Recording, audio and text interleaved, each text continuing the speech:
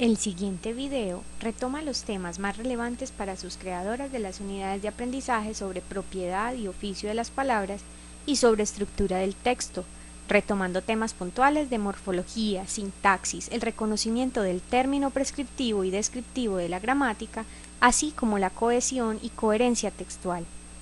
En los momentos que sea preciso, se mostrarán ejemplos para facilitar la comprensión.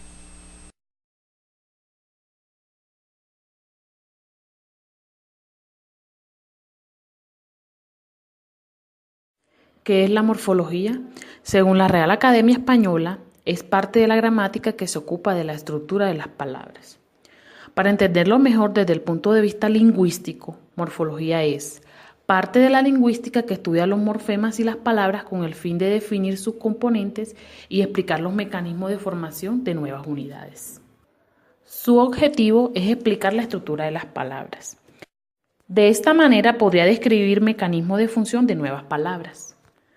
Su objeto de estudio es el morfema, que es la unidad más pequeña de estudio de la morfología, y la palabra, que es la unidad mayor que se conforma de uno o varios morfemas. Para entender mejor la diferencia entre morfema y palabra, podemos ver el siguiente ejemplo. Mar, que es una palabra conformada por un solo morfema, por lo tanto es una palabra monomorfemática. Otro ejemplo sería la palabra alumno, que es una palabra polimorfemática porque está compuesto por 3 morfemas. Alum, que es discípulo de un maestro, la O, que indica género masculino, y la S, que indica plural. Pero, ¿cómo se forman las palabras? La morfología se divide en 2, morfología léxica y morfología flexiva. Esto con el fin de cumplir su objetivo. Hablemos primero de morfología flexiva. Son las terminaciones que se agregan a la raíz verbal o lexema. Se modifican para proporcionar información acerca de género, número, persona, tiempo y modo. No forman una nueva palabra. Ejemplo, gat, gat es la palabra raíz o lexema. Si al gat le agregamos una O, sería masculino. Si al gat le agregamos una A, sería femenina. Si además a la A le agregamos una S, nos indica que son varias gatas. Y si además a gato le agregamos una S, nos indica que son varios gatos o gatos y gatas. La morfología flexiva se divide en nominales y verbales. Las nominales funcionan en los sustantivos y adjetivos y agregan información de género y número, como vemos en el ejemplo. Las verbales funcionan en los verbos y adjetivos. Además, agregan información de persona, número, tiempo, modo y aspecto, como por ejemplo, jugaron, saltabas, comimos, tenía. Hablemos ahora de morfología léxica, que es la que se ocupa de explicar los mecanismos de formación de nuevas palabras. Ella se clasifica en composición y derivación. Composición es el proceso en que las palabras se unen para formar otras distintas, por ejemplo, tajalápiz, sacapunta, mediodía. Derivación es un proceso de adición de componentes llamados afijos, que se divide en prefijos y sufijos. Prefijo es el que va antes del lexema, por ejemplo, escritor. Sufijo es el que va después del lexema, ejemplo, realizable. Hablemos ahora de la sintaxis, que es parte de la gramática que estudia la forma en que se combinan y relacionan las palabras para formar oraciones. Además, ofrece pautas creadas para saber cómo unir y relacionar palabras a fin de elaborar oraciones y expresar conceptos de modo coherentes. Su objeto de estudio es el sintagma. Antes de continuar con el sintagma, debemos conocer las siguientes convenciones. Ahora sí, sintagma es una combinación de palabras que desempeña alguna función sintáctica dentro de la oración. Existen varios tipos de sintagmas. El sintagma nominal, que está compuesto por un determinante más un núcleo. Este núcleo debe ser un sustantivo, un nombre o una palabra sustantivada. Ejemplo, la cafetería se llena en el recreo. La, que es el determinante, cafetería, que viene siendo el nombre, o sea, el núcleo. Otro ejemplo sería el perro come mucha carne. Sintagma verbal. Este está compuesto por un verbo que es su núcleo y puede o no estar acompañado de un sintagma nominal. Ejemplo, en la oración el estudiante dibuja una pintura, dibuja viene siendo el verbo, una pintura el sintagma nominal y la unión de estos dos conforman el sintagma verbal. Ahora bien, en algunas oraciones aparecen preposiciones, adjetivos y adverbios. Esto hace que existan otros sintagmas. El sintagma preposicional está compuesto por un enlace que es una preposición más un término que viene siendo un sintagma nominal, un sintagma adjetival o un sintagma adverbial.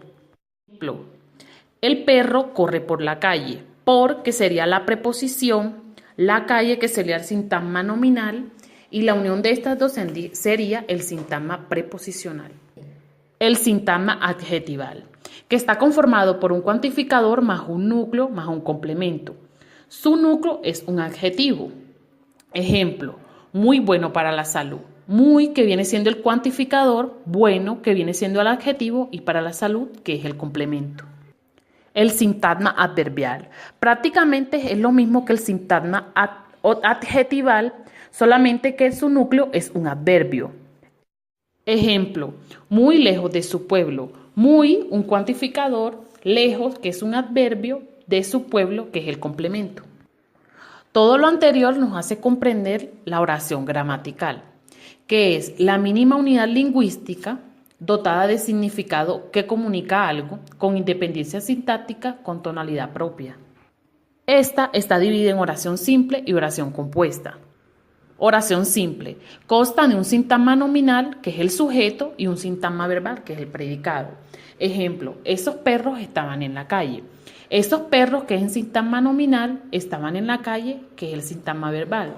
La unión de ambos conforman una oración simple. Oración compuesta es aquella que está conformada por dos o más oraciones simples.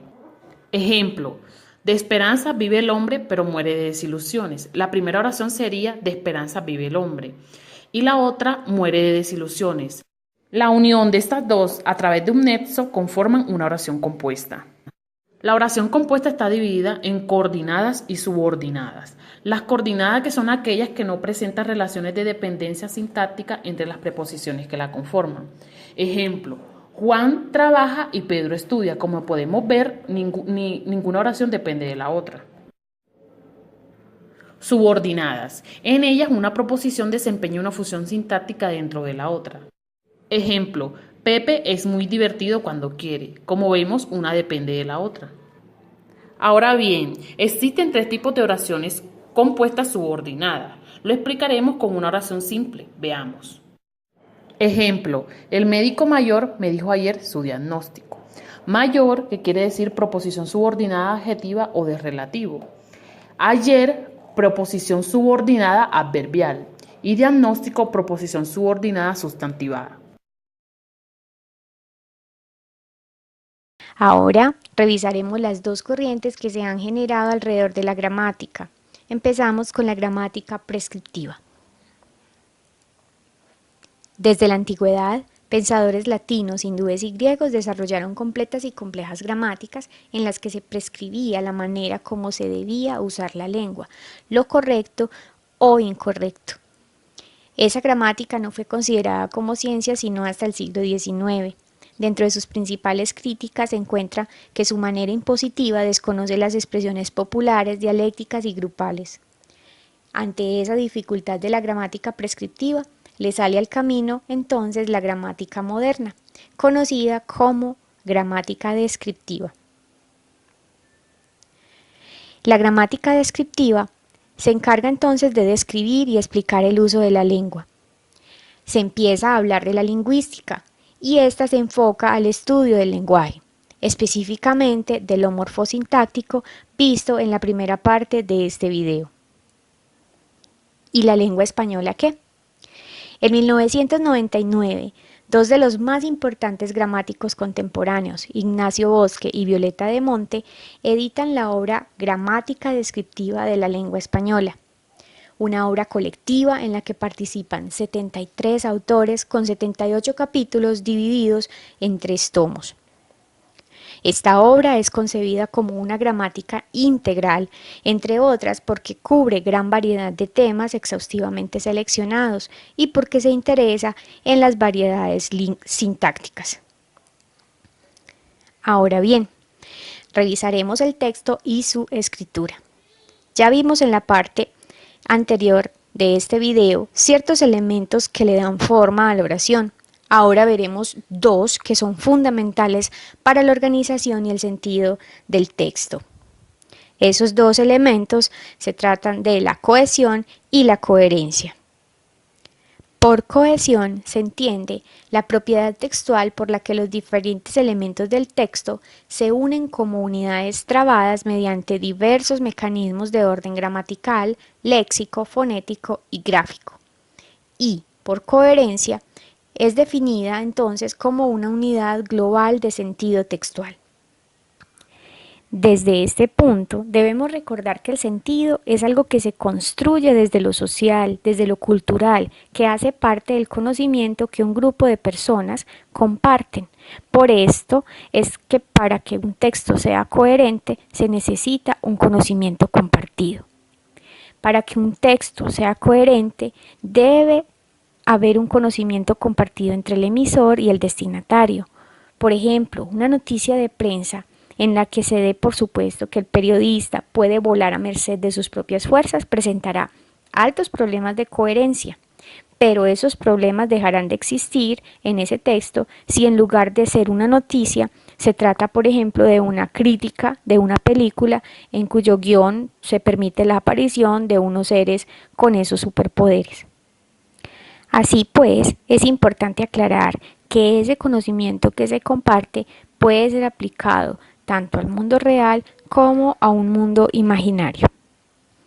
Podemos decir entonces así que los aspectos de la lengua que se estudian teniendo comunidad del texto y que incluyen la cohesión y la coherencia son desarrollo de una corriente lingüística llamada la lingüística textual, tema en el que nos vamos a enfocar de aquí en adelante.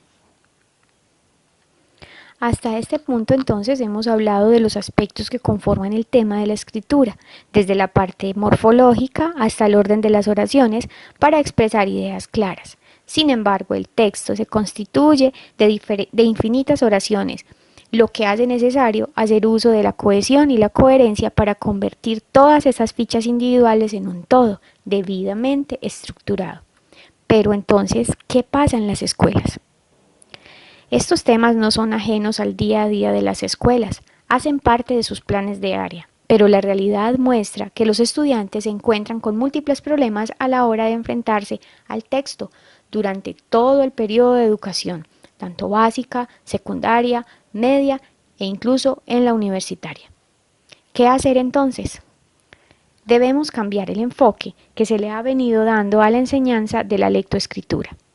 Para esto debemos enfrentarnos constantemente con el texto, guiar el aprendizaje desde la práctica y algo muy importante, no dejarlo para la última hora.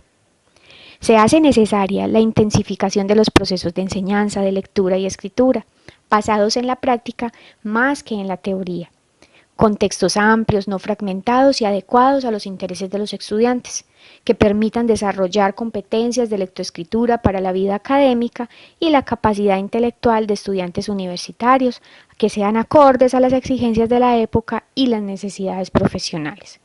Somos responsables de la formación de los que en un futuro serán los profesionales, de los que también irán a la universidad. Empecemos entonces el proceso, manos a la obra. Los docentes del siglo XXI deben buscar estrategias para la realización de diferentes actividades curriculares, porque cada día es más difícil lograr que nuestros alumnos desarrollen conocimientos a través de clases tradicionales. Hacer uso de herramientas tecnológicas es prácticamente indispensable para que nuestros alumnos adquieran un aprendizaje significativo. La realización de este video puede servir de ejemplo para el desarrollo de cualquier tema de interés. A través de él hemos entendido la importancia de tener claros algunos conceptos básicos en el proceso de enseñanza-aprendizaje. Los diferentes ejemplos que hemos encontrado durante el video y las herramientas ofrecidas para evaluar sus conocimientos han permitido dejar claro el concepto de morfología, sintaxis, sintagma, la oración y sus partes, la gramática prescriptiva y descriptiva, la cohesión y la coherencia textual. Es importante abarcar estas temáticas de una manera interesante para los estudiantes, ya que los docentes tenemos el gran reto de romper los paradigmas tradicionales. Ahora te invitamos a probar los conocimientos que adquiriste durante la observación de este video, dando clic en el enlace de abajo.